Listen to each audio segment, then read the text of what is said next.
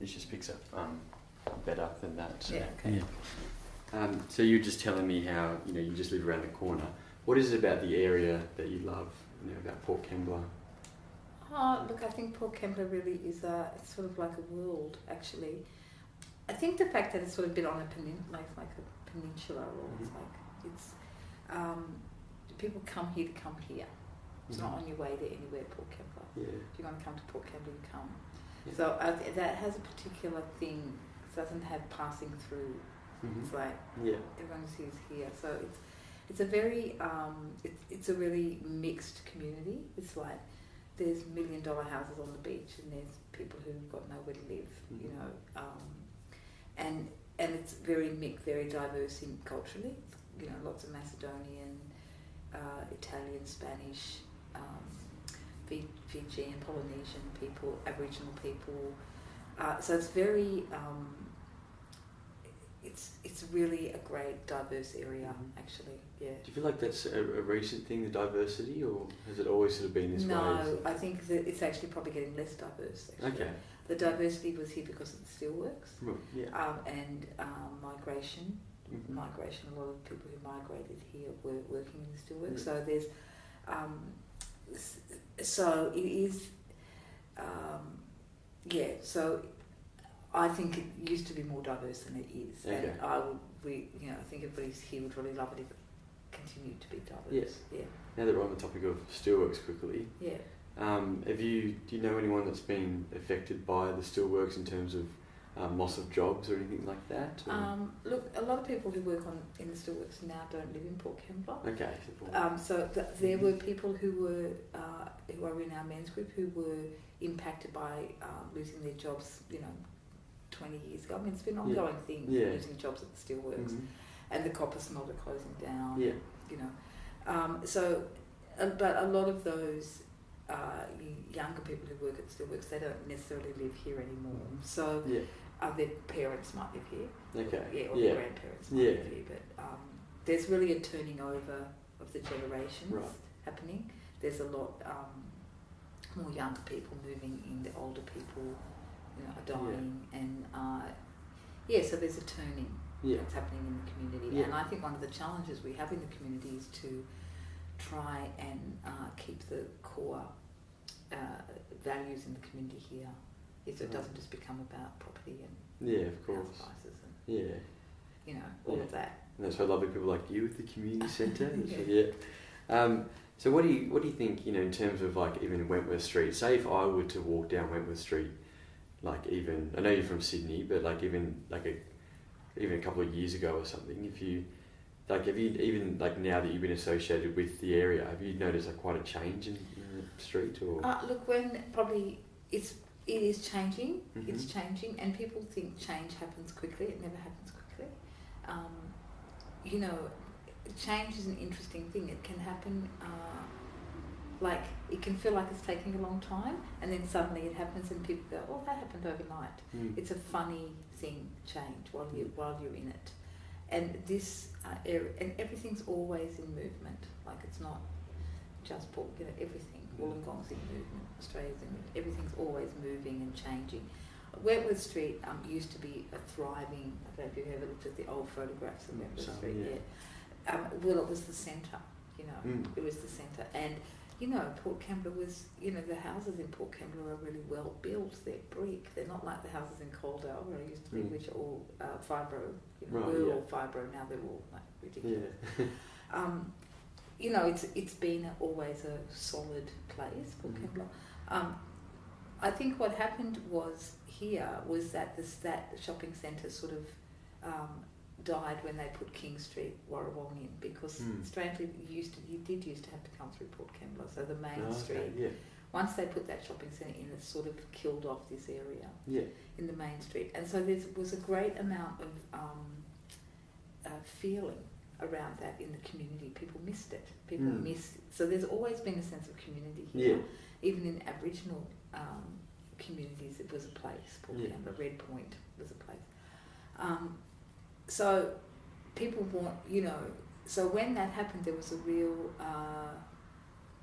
sadness and worry in the community about that, and all the shops were empty, and there was a lot of people felt there was a lot of violence, and you know, the street sex workers on the street, which is still on the street, and it's not that's changed, and neither does it need to, in a way. But what happens in that is that all of those things that are always going on, when everything else goes away, become incredibly visible. Yeah. So, you know, there's sex workers in Wollongong Mall. You just don't see them, right? Okay. Because there's stuff going on around Wollongong Mall. There's drug deals going on all the time in Wollongong Mall. But if you took everything else away, that would become visible. And that's very interesting. And that's what happened in Port. Yeah. Wasn't that it was, you know, it's a port. Yeah. It is a port. And so stuff happens in port, places that are ports. And it's just that it was stripped bare. Yeah. And so there was a lot of work's being done around revitalisation in the main street and in the community, and of course it's the artists that will come in and do that. And traditionally it's always the artists, and then they make an area really great, and then people go, oh, this is a nice area, and then they buy up all the real estate, and then the artists have to move. Okay. So it's really annoying. Yeah. So, they've done a good job though. Like I've seen some of the murals like walking down and stuff. It's quite nice, isn't it? That's great. Something like, It's really great. Yeah. I mean, and that's what creativity does. What creativity does is create interesting places, and people are interesting, and they're very, and on a lot of levels, they're not as, you know, they're not going to be worried about stuff that's not perfect. Yeah. Which is what makes something good, interesting, more interesting than perfect, really. So anyway, I think that there was a great there was a great sadness about that loss. So there's been but it has been but that we're on another wave now, and I can't tell you whether anybody who did anything has made that difference, or whether it's just time. Yeah. You know, or whether it's just time that it would come back. Yeah. You know. It's good having those sort of the new sort of wedding centre shops and stuff. It's almost been like the wedding centre capital of the Illawarra or something. It's hilarious. Yeah. It's like, really? I don't know. Anyway, it's everywhere you look, sort of wedding. Yeah. I know. And you know that, I think, and cafes, lots of restaurants. Yeah. You know, it's great. It's a great place. You know, I was driving here this morning when we were on our way here, and I probably had to stop 4 times to talk to people who were walking along the street, like, hi, wanting to be hi. Yeah. You know, hi. Isn't that great? Yeah, so it really is that community. And there is a new, and people who are attracted to that are moving to Port. Yeah. In fact, it's the reason I moved from Coaldale, because Coaldale used to be like that when I first moved there. Yeah. And it's becoming a different sort of place because the houses are all being remodeled, you know. Okay. Yeah. Not that there's nothing wrong with that. Again, that's just changed. Yeah. But you know, it has always been a treasure, Port Kembla. It's always, you know, it's won the best beach in New South Wales. It's the best beach in New South all the time. You know what I was surprised at when I went up to Hill 60, and you look over that sort of cliff and like just like the islands, and isn't that just beautiful? It's like amazing. I've never seen anything like it. Actually, you know, completely amazing. Yeah. And Kumadichi Lagoon's like a bird superhighway. Oh, okay. Yeah. Yeah, it's like there's birds that all fly in at different levels over that lagoon, and then there's the lake. So there's this sort of all these bodies of water, and then people have done amazing plantings around Port. There's all the laneways are planted out, and the King George V Oval, and that's the community that's done that. Like the community's come up and said, you know, we'd like to plant some trees in King George V Oval, so we've done a project with them. But they go there every Sunday and they look after those gardens. Yeah. And you know, some people aren't happy with that. You know, some people are like, we don't want trees in. We don't want that. We want to. So that whole thing about views, and but you know, most of the community is happy, and so when most of the community is happy, the people who aren't happy lose. Yeah, it's called a democracy. Yeah, and anyway, it's very interesting all of that. So, so that's, I suppose that's really why in the Billy Cart Derby there was a great sadness around the Billy Cart Derby going. Yeah. So it had been a place, and so it's not about making it go back to what it was. Yeah. It's just on another turn, really. So obviously you're known as the driving force of Tender Funerals. Yes. Can you talk about your role and how it all began? In Tender? Yes. Look, because I've managed the community centre for a long time, you know, people hear things, and we've got a no interest loan scheme there, and people are worried that they can't afford a funeral. And I think really it started for me when my mother died, and I was surprised at my own response to that, in that I didn't question the prices of things. It was like you're asleep or something. Yeah. You just don't question it. And I'm pretty bolshy, so it was quite strange I didn't. My mother would have been a bit horrified, because she would sort of bargain. David Jones really wanted. So she would have been like a bit horrified that none of us did that. Yeah. But I think really when they put their advertising, when the company put White Ladies, put their advertising on the bottom of my mother's memorial card that we had designed, and something in me woke up. I was like, I don't think you should be using because we designed that card. Yeah. We did the work for Very it. sentimental. Well, also it was our thing. It wasn't. They hadn't done anything. They just told us to go to a printer. They said, "Oh, there's a person who's a good printer," but we didn't understand that they'd deal with that printer, right? Okay. Until they put their advertising on that card. And I suppose we did everything for my mother. You know, we washed and dressed her. My sister-in-law did the flowers. Is that something that you've had training in previously, or no? Okay. No. But you know, something you can do. And I'd worked a lot around death and dying before. Okay. Yeah. So I knew you could do that. So I wanted to do that. And we only got one hearse. We didn't get all the funeral cars. We already owned the burial plot for my mother, because my mother and father had bought that together. And her funeral still cost us only $10,000. So that was quite shocking. Although it was okay, because it came out of her estate. She had a house. You know, we didn't have to pay $10,000 because we had it. We probably would have been more worried. But that's the funeral's one thing you can pay for out of the estate. Yeah. The problem is not everybody has an estate, and so I was outraged by that, and I suddenly started to look at it and say, well, why is that costing so much money? You know, really, there's probably a lot of money that can be made from running a funeral home, and what if you just took the profit out of it? It would probably be a very good social enterprise. So at the same time, we had people coming to the community centre wanting to borrow money from the no interest loan schemes for funerals, but we only lend up to $1,000 at that point, so that was nowhere near enough money. So all of these things sort of coalesced in a way, and I mentioned at a meeting that I thought we should maybe start a not-for-profit funeral home, like a sort of, you know, a bit half-baked idea really. And everyone was everyone was on their feet. Everyone in the committee and the board was like, stood up and was like, yeah, let's do that, you know. And there was this great sort of extraordinary great outpouring about it. Everyone had a bad story. Yeah. How long it had taken them to pay off their funeral. One person took 10 years to pay off a funeral.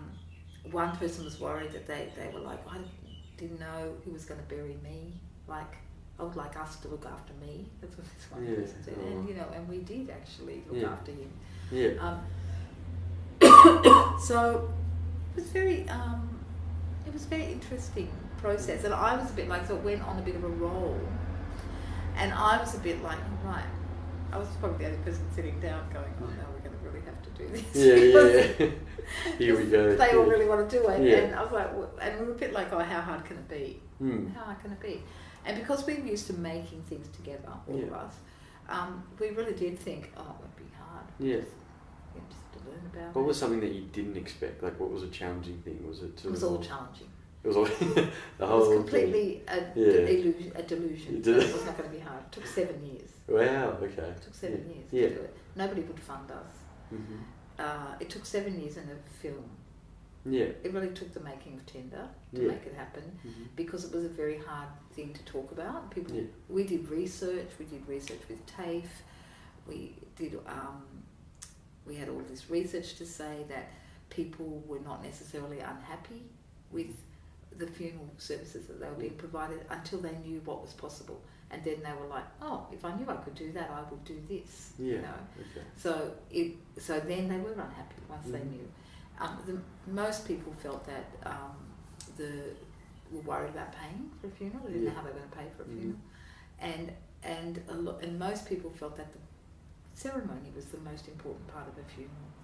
And in fact, what funerals had been, but the charging was all about the transport and the coffin and the, all that other stuff that's behind this curtain that you don't know.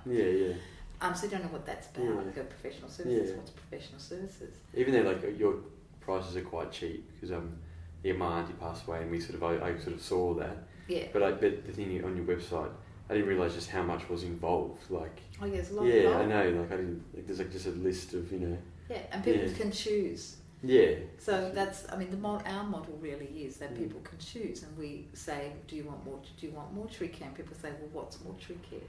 Because I don't know what that is. So mostly it would be just, do you want a mouth left open or closed, or the eyes? Yeah.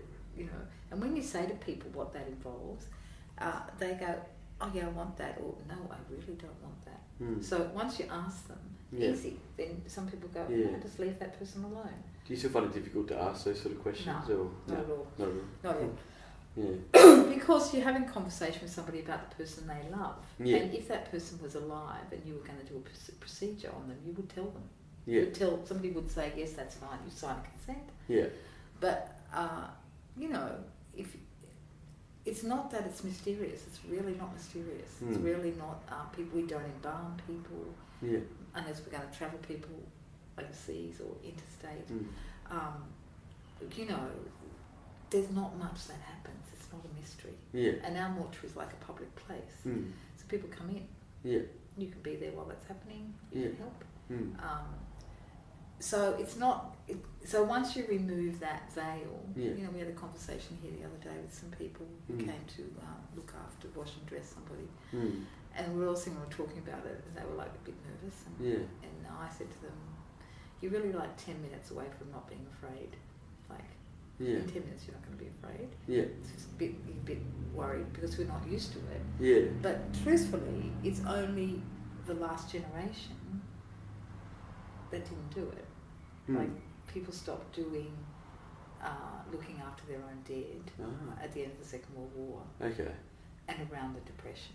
Yeah. Because people stopped having parlours to lay people out. Okay. So it was like that between the wars. Yeah, of course. And also people were tired of death. There'd been too much death, so people were like, let them deal with it. Yeah. And so it became something that other people did for you. And that's okay. We can still do everything for somebody. But the problem with it is that people then, and then the other thing that happened was that we had this big revolution in intensive care treatment, in the 70s or 80s, I can't remember. But, and so people then stopped expecting people to die. Right? Ridiculous. People it's ridiculous. But anyway, that was the expectation. We can save that person. Yeah.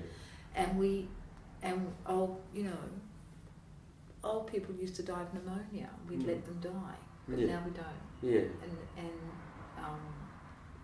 They used to call pneumonia the old man's friend, because it would take you out. Yeah. And so it's interesting. Yeah. So it's so all of that stuff around for me and for what we do here. I suppose what we are interested in is culture. Everything we do is about culture, the creation of culture. Culture being like small C culture, which is really about the way we do things around here. That's all it is. Yeah. And so the way we do things around here is determined by the people who are doing them. Yeah. Okay. Not about. Yeah. That's not up to me. It's not up to any one person. So if you want to be a part of creating the culture you live in, then you should do stuff. You should participate in that. And you can't just sort of go, rail against, I'm not happy with that. Well, really you have a responsibility in the community to create the sort of culture and the sort of community you want to live in. Yeah. And if you don't do that, then really you need not to whinge about it. Yeah, exactly. I suppose that's my hardline. But or if you don't want to, if you think someone else is going to do it for you and they're going to do it how you want it, that's probably not going to happen. Yeah. Because they're going to do it how they want it. So it's really about that thing. It's about, it's not rocket science. It's very simple. Yeah. So tender came about because of all of those things, really, and it was challenging. But it is really. We got some funding, really good funding, and the community really got it, and they crowdfunded. That's good. Yeah. And we've been open 8 weeks, I think, something like 8 weeks. Yeah. We've done like Crazy. 10 funerals. Wow. Yeah. And do you have any services coming up, or? Yeah, we have. Yeah. Yeah, tomorrow.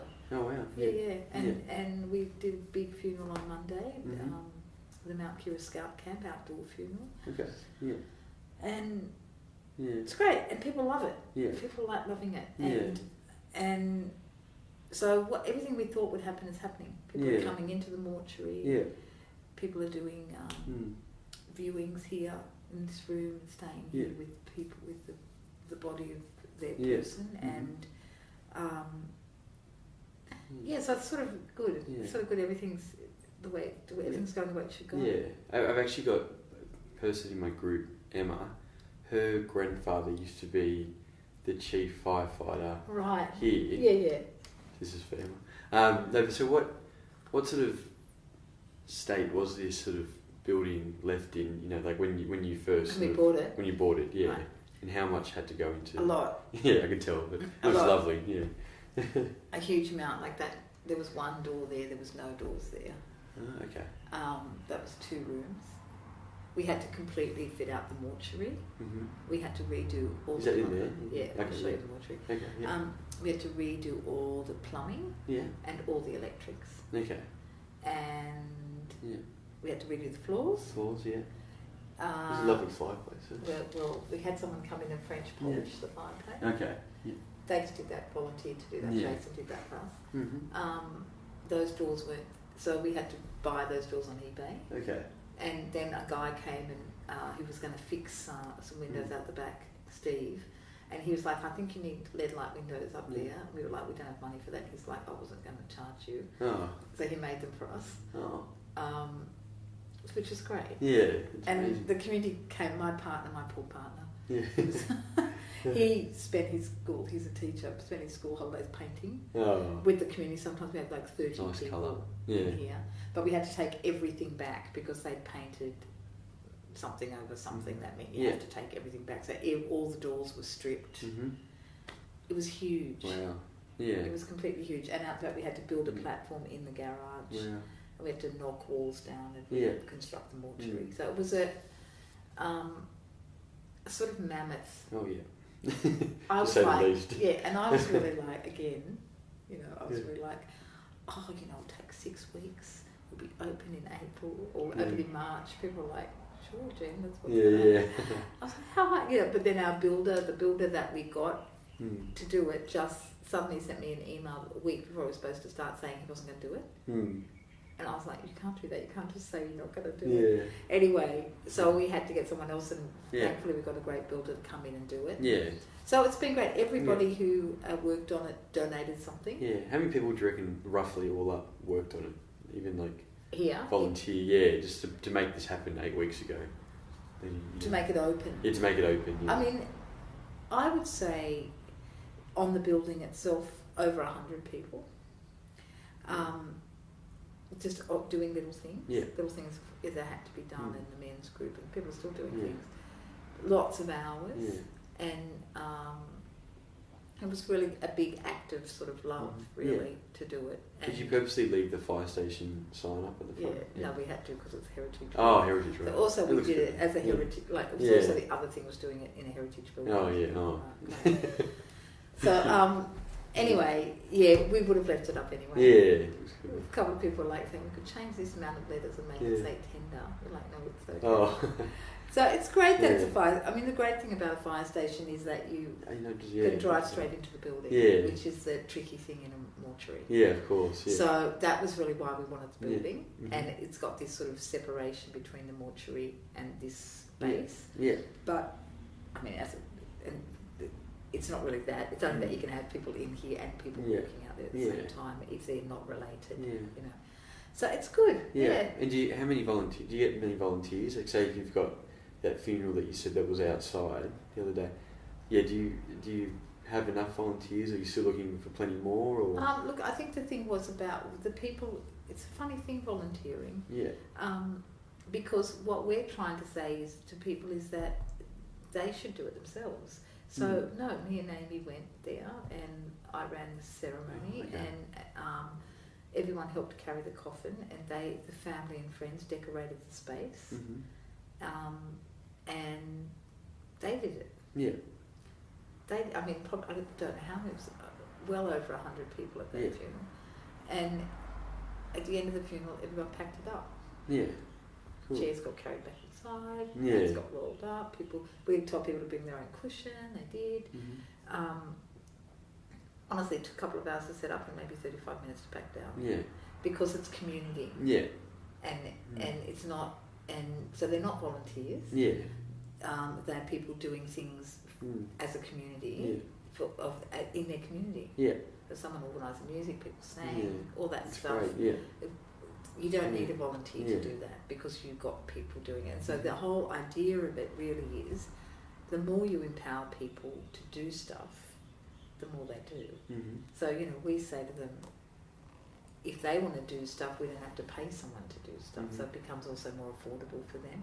Yeah. And, if they want to come and help us unload somebody that we picked up from a hospital or home, they can do that. Yeah. It's like, people are not babies. Yeah. And some people want to do it. Other people are like, no, I don't want to do it. Yeah. And some people don't have the resources to do it. Yeah. So in all of that, there's different levels of volunteering. So we have people who come in, we have volunteers that come and help us. Yeah. But there's not, we've got people who want to volunteer. There's not, we need things like we need the garden doing, we need, we need staff, we need more staff. We need a fridge that's not this big. So we've got a fridge that's this big at the moment. Yeah. But we do need stuff. Yeah. But the volunteers, it's a particular. As we grow, we'll bring on more and more people. But hopefully, families will do it and friends will do it. That volunteering themselves. Yeah. Yeah. And just we'll lastly talk about, back to the community centre. But what do you think having all these different groups? What do you think the main objective is? Obviously, you said about culture and all that sort of stuff. But what do you think individually the people get out of it? Like the members that turn up to the bread making group or the men's group or Green Connect and all that sort of stuff. What do you think they get out of it? Look at the farm. We had a farm work day the other day. 90 people turned up to help. Yeah. They enjoy it. Yeah. They're connected to something. Yeah. They may.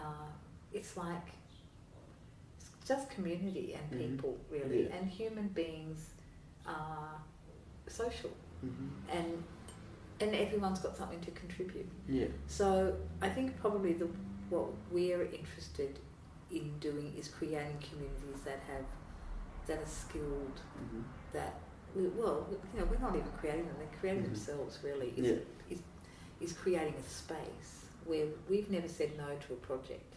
Yeah. Not in 14 years actually. We said no once and then they reversed the no. I'm like, we can say no. Yeah. Like, right, that's really fun. We don't have to say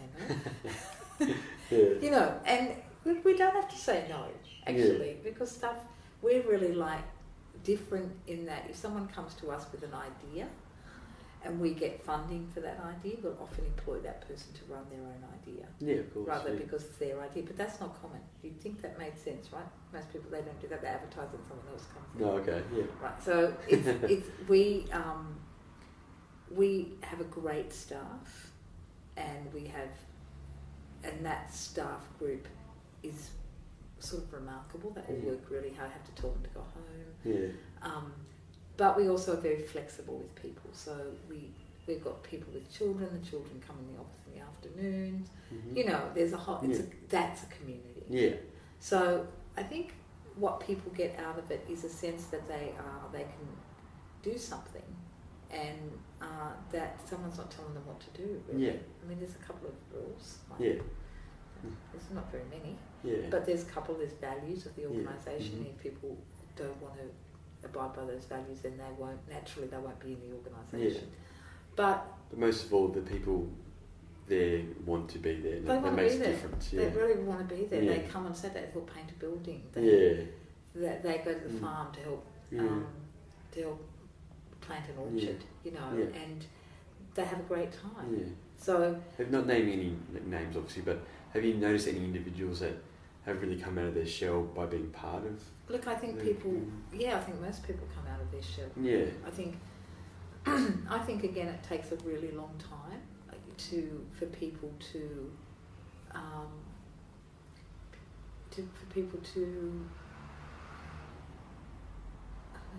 don't know. Well, not a really long time. It's a continual process. Yeah. So that people will step up gradually to things. Yeah. And it's not like you can do a 6-week program with people and then they're fixed. Yeah. It's not like that. It's not like that they're broken in the first place. Yeah. It's like they have to feel like everyone's got something that they can give. But so we don't have a client-based model. We have a citizen-based model. So if you're a citizen and you want to participate, if you want to come and you need help with something, well, there's an exchange that happens. It's not just about us working for them. It's about us working together. So we don't have clients. No one's a client there, and so I don't have a responsibility to provide an experience for people. Not my job. I have a responsibility to create a community where those opportunities can happen. And can happen because of that community. So we don't do things that the community doesn't want to have done. We don't do things to them. Or we don't say we're going to do this thing. You know, we mostly go, what do you want to do? So when the planting group came up from King George, we went, we'll do that. And we're not just based now in Port Kembla. We can do projects anywhere. So we auspice projects. So the Green Connect, where's that? That's not. I mean, that's somewhere. Is it Warilla or something? Or no, Green Connect's the Warilla High School. Warilla. Do you know Emma Gorman? I know her name. Yes. Oh yeah, she worked. She's my brother's friend. She does a seed thing, does she? She helps out because I was getting on the train the other day, and she had a box of veggies and it had Green Connect, and I was like, so I asked her, and she volunteers down there. She does. I think she does something with seeds. She's got a project around seeds. Oh, probably. She's great. And there's a whole range of people. The permaculture people. You know, the two people who work for us run the Perma Blitz, but they run that independently. You know, there's a whole lot of energy that happens if you just say to people, what do you want? You know, and not what do you want to do? And not everything works. It really doesn't. Some things just don't work. But it's okay, because it's not just about, you know, I don't know how you. It's about measuring success. Even the things that don't work. You know, because people learn and you know, people get experience and people are living their lives. And really that's what it's about. There's lots of people who are living incredibly rich, beautiful, giving lives who are not working 7 days a week and making a lot of money. Or even not working at all. Or have a disability or don't want to work because they'd rather do this thing where they contribute a lot. You know. So I think it's really this thing about, you know, building a place that you want to live in. You know, it's where we all want to live now. In fact, a lot of us moved here. Jenny, if we're ever gonna clone people, you're the first one, because we want you in every community. It's really not me. It's really not me. But it needs someone to start. Well, you need to. You know. I think you need to not be an expert. You know, you need to be saying to people, what do you want to do? And because honestly, I'm the least educated person. I've never been to university. I studied 2 years of creative arts at university, right? I don't have any welfare training. I don't have any community development training. You are very intelligent. But I've got. All I'm trying to say is that I probably don't know what I can't do. So we'll just do whatever, you know.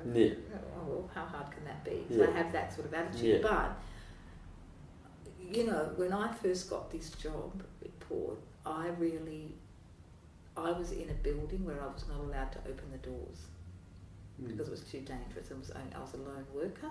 I was in a building, and I was like, I can't even do my job. Yeah. You know. So I spent the first 6 months sitting on the front steps of the community centre, and it was great because I realised here's a community that needed. I had to work with people because I couldn't do it on my own. Yeah. And even if I work 24 hours a day, 7 days a week, I cannot do it. It's not a doable job. Mm. The only way the job is doable is if 200 people do that. Yeah. 200 people are doing it, not even 200 people doing a little bit. Yeah. You know, a little bit. They're going to do that bit. That's what they're doing. Yeah. You know. Goes a long way.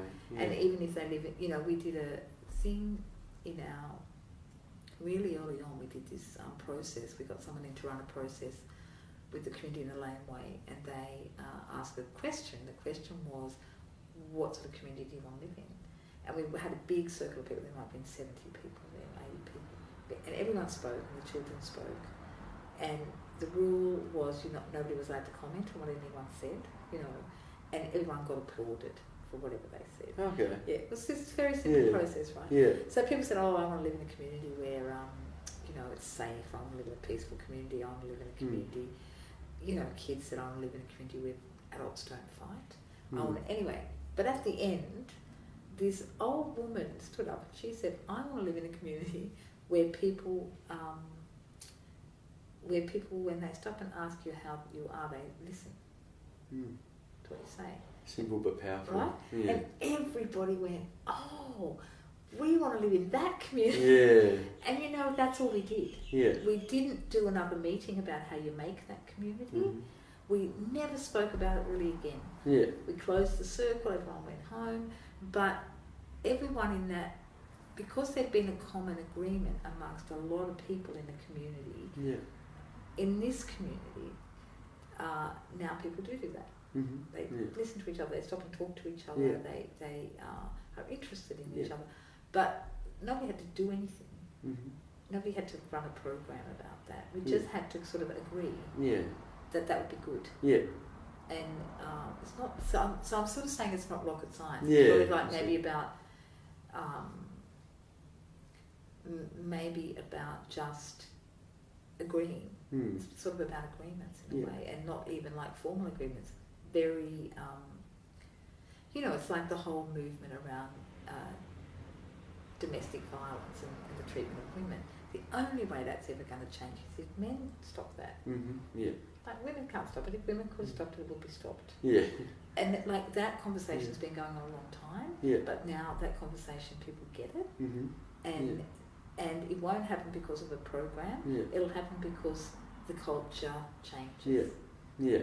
That's it. If the culture changes and it's no longer acceptable for that behaviour to happen, and people in the culture go, that's not acceptable. Mm-hmm.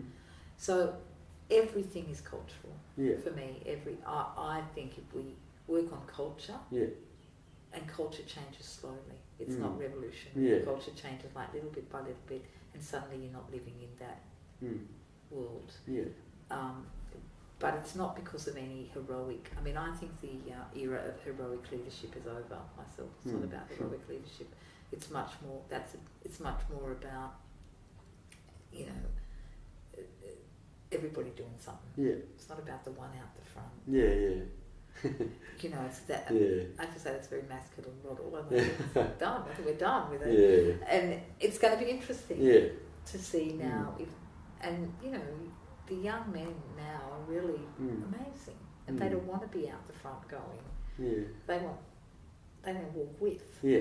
So that's been a change because of, not all young men, but a lot of them. Yeah. A lot of them that I know and talk to, and they don't want all the burden. They don't want to have to bring home the bacon.